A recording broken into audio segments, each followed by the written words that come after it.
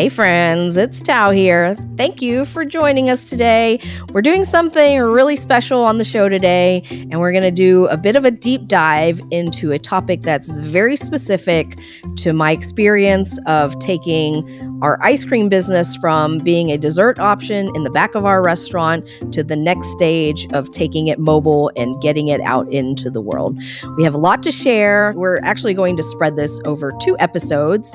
And in case you are not specifically in the food biz, there are a lot of folks here who might be interested in taking their own business mobile. So stick with us. There's lots of good stuff coming. So food trucks have become immensely popular. In 2022 alone, food trucks brought in nearly 3 billion, that's billion with a B, in revenue.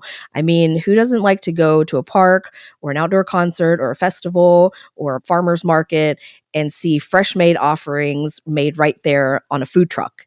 It's fun to food truck hop, and it's just a cool business to be in.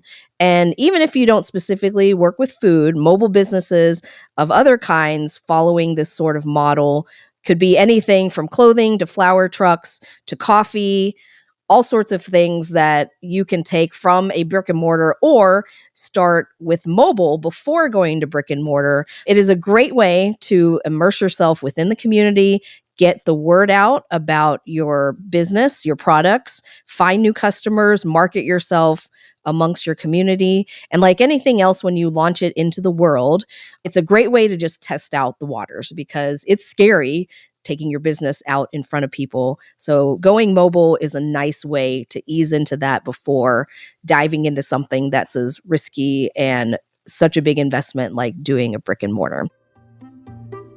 So we're going to jump in and talk all about taking your business mobile.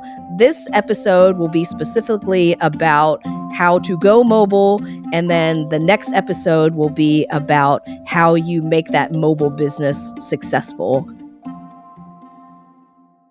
Our story begins with our cart and tent being the first way that we actually launched Crank and Boom, the brand. We were a dessert option. We were just making ice cream in our restaurant, Thai Orchid Cafe. And when we decided that maybe we're going to take this to the next step, actually get a commercial machine and produce ice cream more than 2 quarts a day. And where are we going to sell this? We could continue to sell it in the restaurant, but I thought the best way to really get our name out there is to take our business mobile.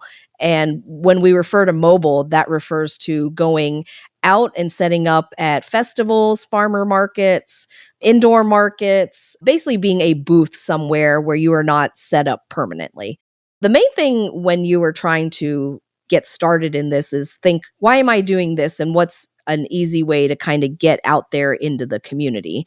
And I feel like going mobile is such a nice way to do that, where it's not a huge investment. You can get a table for $20, $30 at Costco or Walmart. You can get a tent for $50, $60. You can print out signs yourself. You can do your own poster. You can do your own banners. There's so many resources now for signage that are incredible. You can design your own logo on Canva, which is free. There's so many ways to get out there now where you don't have to have a huge amount of investment. So going mobile is a great way to get started if you really want to get out there in the community. Our very first event was at an event called Thursday Night Live. They do a free concert downtown in the same area that they have the farmers market every Saturday. So I did a little bit of research and found that there is this cart that you can plug in, is basically your mobile freezer, and we could scoop ice cream out of that. I had no idea how much we actually had to make. I didn't even know what containers to use. I didn't know how big of cups to serve it in. I didn't know how to price it. I didn't know about signage. I didn't know anything about selling mobile. And so we just kind of pieced it together and figured it out along the way.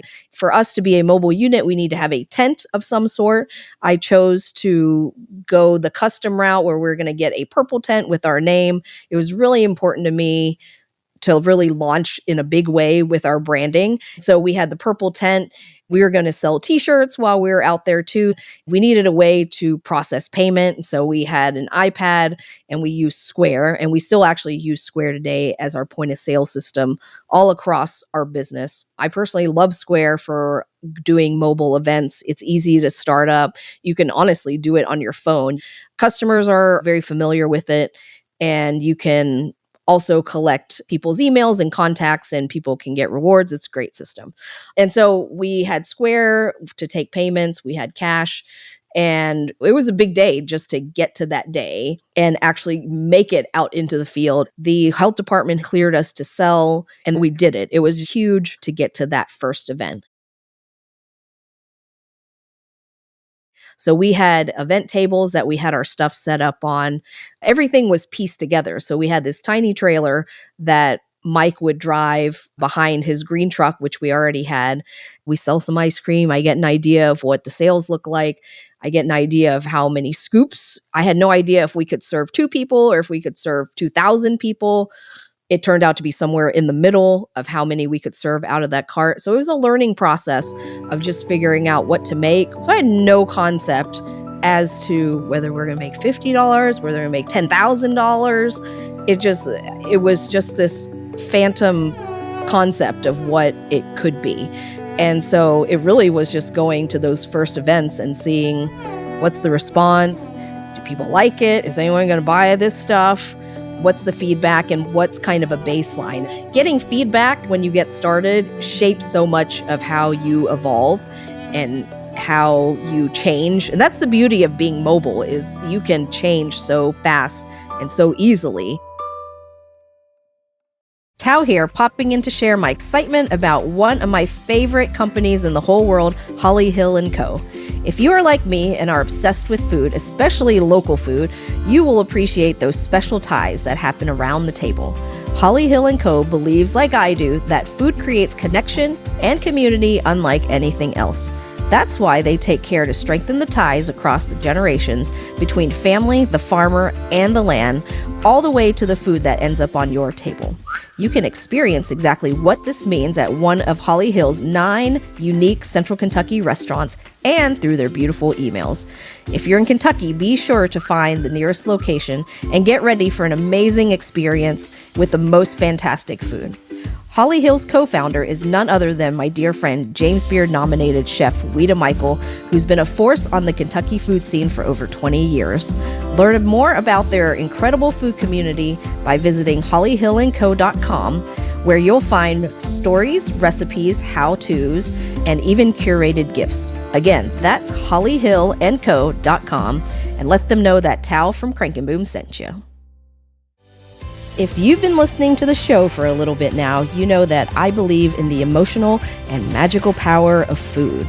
A big part of the mission statement of Crank and Boom is igniting laughter and spreading joy. Ice cream is our gateway of delivering that to people, and Goldbelly is our partner in the actual delivery of our ice cream to all 50 states. They ship the most famous, the most regional, iconic food from all around the country right to your door. So even if you don't live in the place you grew up, but you really miss your New York bagels or Southern fluffy biscuits, you can get them shipped to wherever you'd like. Additionally, you can try foods from famous chefs like Nancy Silverton or Danny Meyer. Goldbelly is America's #1 food marketplace for all your foodie dreams. If you haven't taken advantage of Goldbelly's amazing offerings, run over there right now to their website, goldbelly.com, and ship yourself a little happy today. That's goldbelly.com, and be sure to add a collection or 2 of Crank and Boom ice cream to your cart while you're at it. How deep are you going to dive when you're going to start this mobile business? Our strategy was to just suffocate the community and go to every single event that would take us and look for events, try to go to anything that was happening. We just said yes to everything.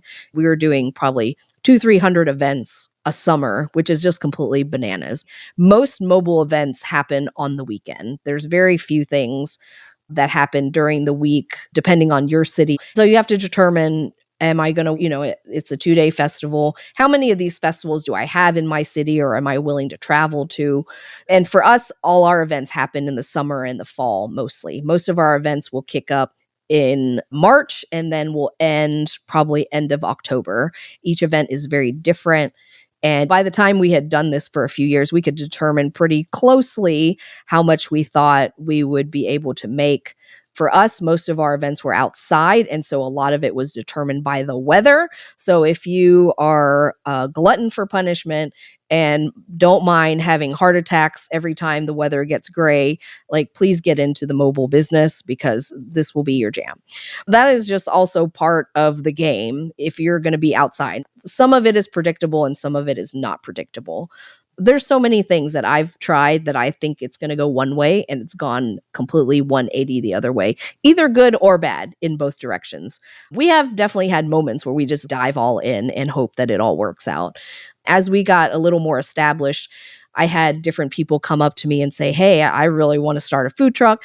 Can you tell me more about it?" And I'd say, "Hey, why don't you come work at our booth for a couple hours just scooping ice cream and take payments. Then we'll go to stage 2, which is learning about other pieces of how operations happen." When you're out in the field and in the summertime, when it's hot, there's no air conditioning. We're in a tent. You never know what the weather is going to be. You always have to just be prepared for the unexpected and that stuff is going to happen.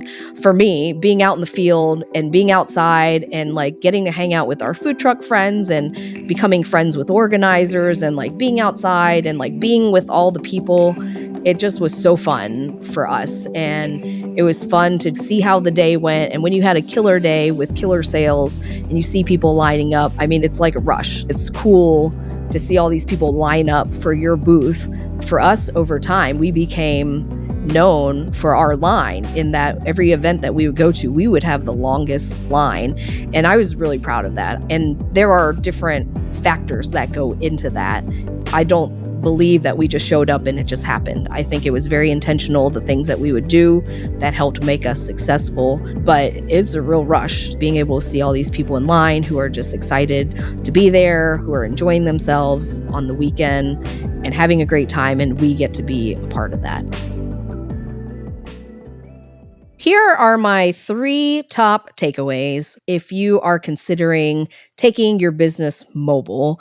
Number 1, I would make sure that you are ready for the lifestyle.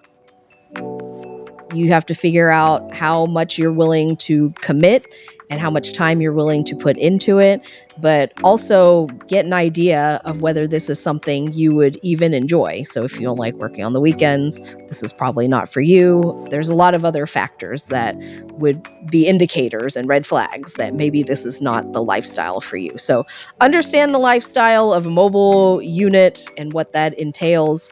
Number 2, make sure to study your market, see if there are enough events to support a mobile business, and then, of course, talk to any regulators, talk to your health department, do your homework in terms of regulations.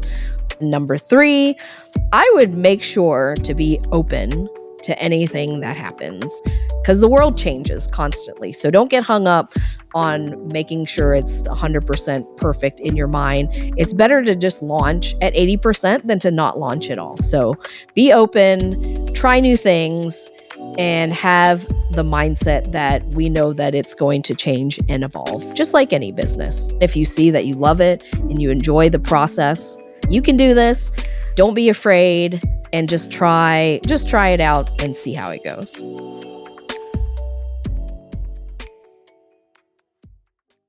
Thank you so much for listening to the Crank and Boom podcast. If you want business advice and tactics like this every week, click that follow button wherever you listen to your podcast so you never miss an episode with us. Also, if you like what you heard today, it would mean so very much to me if you would leave us a review. That helps other people find us, and I would also love to hear more about what topics you'd like for us to dive into on the show. I can't wait to meet you here again soon. Until next time, peace!